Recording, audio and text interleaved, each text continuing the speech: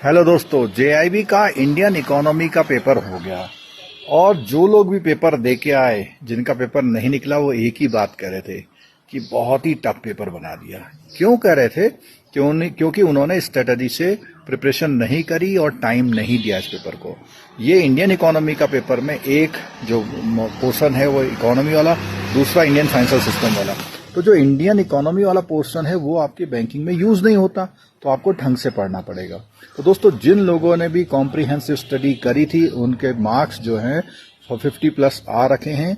और जो लोग कभी कभी पढ़ रहे थे या सिर्फ खासकर से कुछ लोग ऐसे थे जिन्होंने एमसीक्यू पर जोर दिया, लेकिन एमसीक्यू मैं बार बार कहता हूं, जब तक आपने वो चैप्टर नहीं पढ़ा हुआ है तब तक एमसीक्यू का कोई फायदा नहीं मिल सकता। क्यों?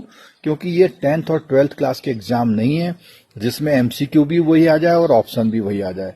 यहां तो जब तक आपने कॉन्सेप्चुअलिटी नहीं समझी है तब तक नहीं कर सकते। तो दोस्तों, हमारी पूरी कॉम्प्रिहेंसिव क्लास हुई थी, जिसने रेगुलर क्लास अटेंड की है उसमें से ऑलमोस्ट सभी का पेपर जो है निकल गया है। जिन्होंने क्लासेस कभी कभी करी, ढंग से प्रिपरेशन नहीं करी, उनके मार्क्स 45, 43, 44 ऐसे भी आए हैं। तो दोस्तों, हमारा ये कहना है कि आप तैयारी ढंग से करिए। आईआईबीएफ आपको बिल्कुल समझ चुका है। अगर आप रिपीटेटिव क्वेश्चन समझते हैं, आएंगे नहीं, केवल एक हिंट मिल सकता है कि क्वेश्चन किस तरह के आ रहे हैं, लेकिन जितने भी क्वेश्चंस रिकॉर्ड हुए हैं सारे क्वेश्चन क्लासेस में बताए गए थे। इसके लिए आप कोई क्वेश्चन भेजिए, हम उसकी क्लिप भी आपको भेज सकते हैं।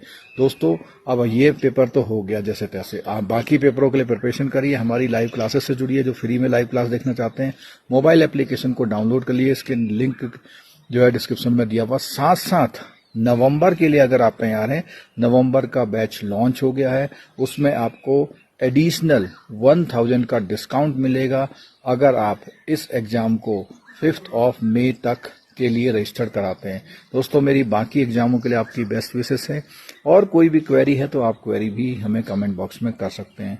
चलिए मिलते हैं दोस्तों नेक्स्ट एग्जाम के साथ और आपके फीडबैक के साथ। Thank you so much.